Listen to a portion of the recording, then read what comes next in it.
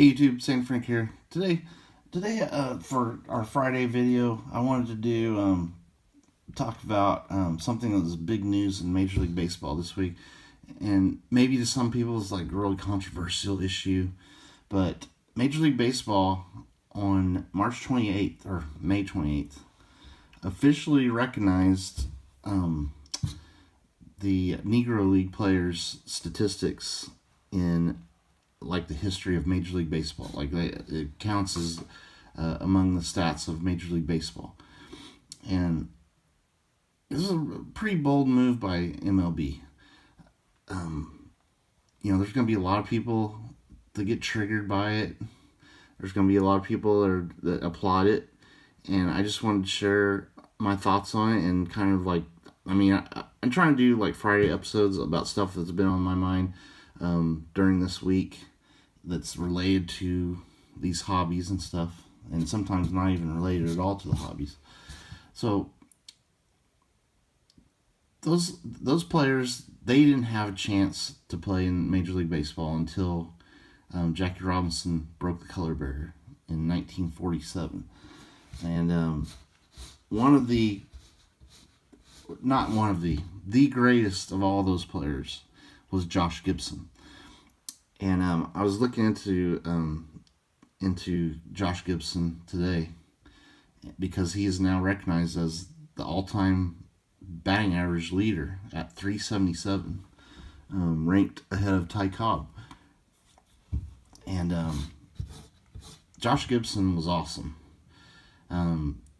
Of course, they were not not allowed to play against play in the major leagues against those same players in the major leagues, but there was a lot of great players in the Negro Leagues, and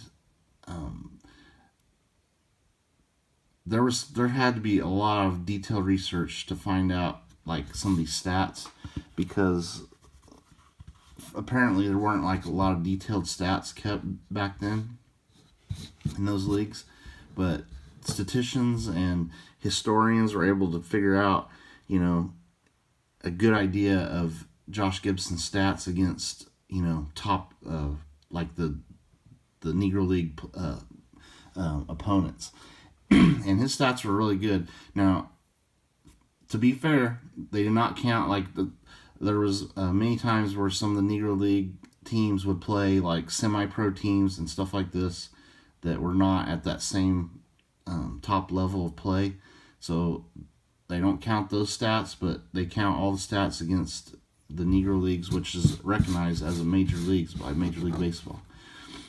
And Josh Gibson had one year where he hit 466, incredible, and he was a catcher, which really surprised me.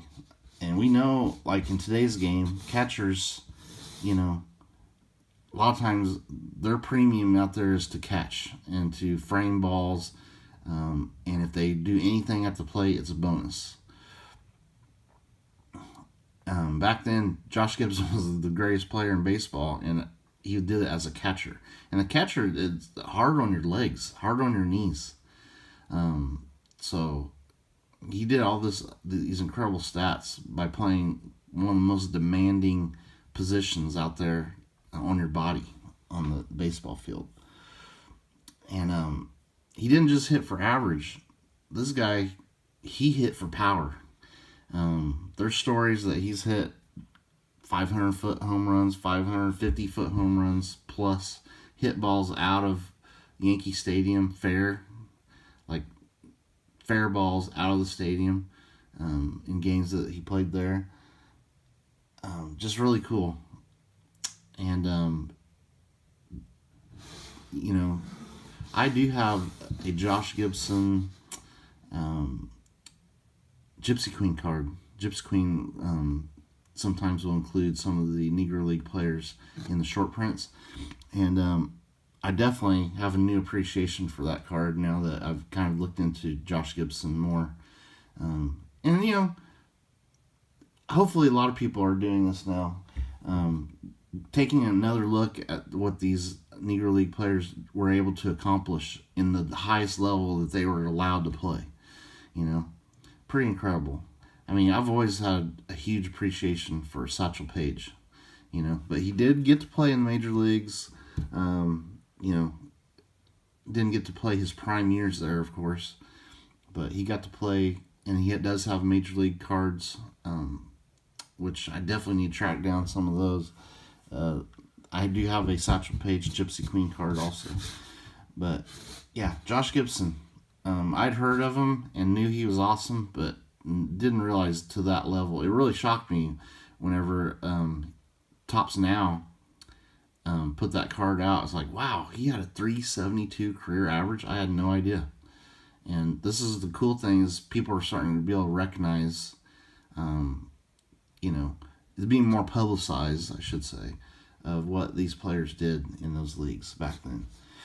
And there's going to be naysayers. There's going to be, old fuddy-duddies. They're going to say, they weren't facing major league talent, They weren't facing major league pitching every day,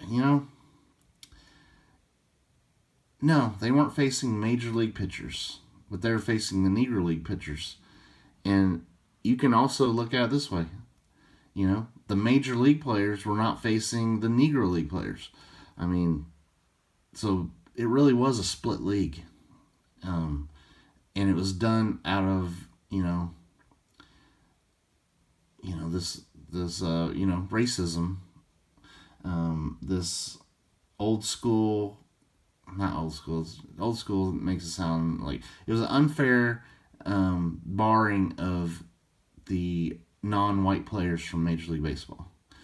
And those players in Major League Baseball, it wasn't their fault. It wasn't the Negro Leagues players' fault. It's just the way that things were back then. And, it's just unfortunate. There's a lot of things in our country's history that have been very unfortunate and very unfair. And it is kind of cool that Major League Baseball is doing this, recognizing what those players did, because it was a major league. And Major League Baseball,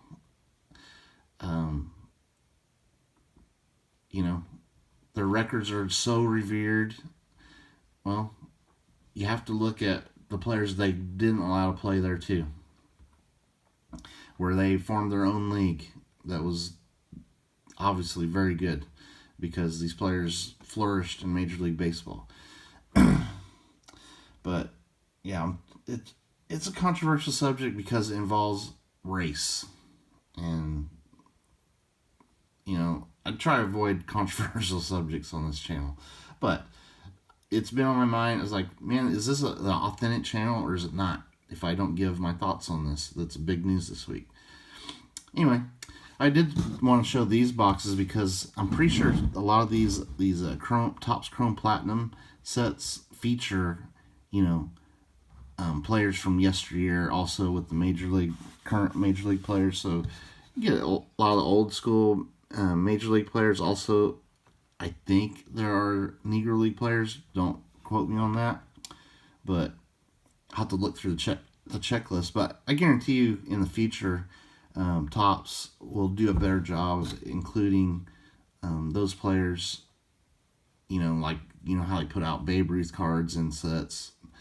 I think they did do a Josh Gibson Bowman first, if I'm not mistaken. I need to definitely look into that.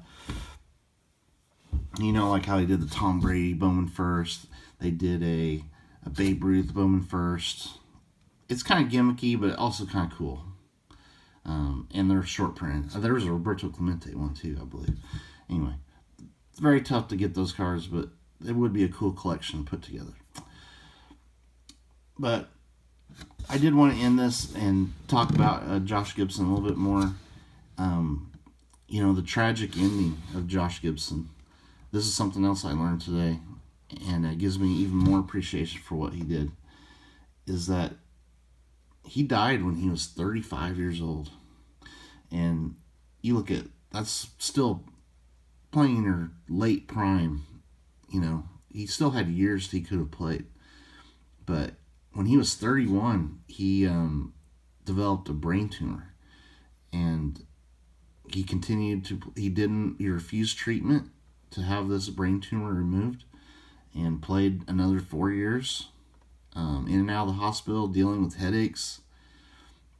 And he died at age 35 of a stroke. And he died before the color barrier was broken, which is unfortunate because maybe he could have, if he could have survived this terrible illness a couple more years, maybe he could have been a major league, official. I think he is an official major league player. That's one of the other things. The Negro Leagues were official major leagues according to Major League Baseball, but there's always the thing. Well, he didn't play on a Major League Baseball team that we know today. It's just I applaud these historians because I know that was really tough to try to figure out the stats of these players when stat keeping was not a big thing back then, and there were many games where they just frankly weren't playing, the top caliber talent. You really can't count those games, but definitely counting all the games that were against the other Negro League teams and other top caliber teams that they played. So anyway, I just want to give my thoughts on it. I think it was a bold move by MLB. It's going to ruffle some feathers, but it's also going to be applauded by some people. I think it's cool. Hey, I learned some things today about Josh Gibson that I never knew before. So, and there's other players that I'd love to learn more about now that they are appearing in like some of the top all-time average players, top home run. Josh Gibson also has a record for the highest career ops. Is like 1.177. That record's not going to be broken, I don't think. The highest batting average for one season at 466, I think it was. But it's awesome. And if you take another look, how will this affect the hobby? I think there's going to be more attention brought on, some of the quote unquote rookie cards of some of these Negro League players. I don't even know much history on baseball cards back then, but that's definitely something I might do a future Hobby Talk episode on, because now these players are forever etched into Major League history, I think, now that they're included in the record books. And it's going to bring more attention to these players. And more attention means more people are going with those rookie cards, and figuring out what the rookie cards are. Anyway, thank you for watching. Definitely put down in the comments, guys. What are your thoughts on this? Is it a good thing? Do you think it's a good thing, bad thing? What do you think? Was it fair, unfair? I think the best way to look at it is looking at it just like you do. We've always counted Major League stats back then, even though they were not facing the full-blown entire, even in the United States, all the best players in the United States, So why hold that against the Negro League players when they were not allowed to play against the white players, in the Major League teams? It's just an era that we'll never know because you can't go back in time and change things. So this is a Band-Aid to fix things. And look at Major League Baseball now. It is a worldwide sport. And same with the NBA. The NBA is not just U.S. It's the entire world. So the NBA is played at a much higher level now. And it gives you more appreciation of the current players in Major League Baseball. Look, all the Japanese players that are just so great, they get to play here. Players from all around the world get to play here. And it makes the Major League Baseball that we see today so great. And I'm so proud of my Texas Rangers for winning the World Series last year, because it was truly a World Series championship. Go Rangers. Later.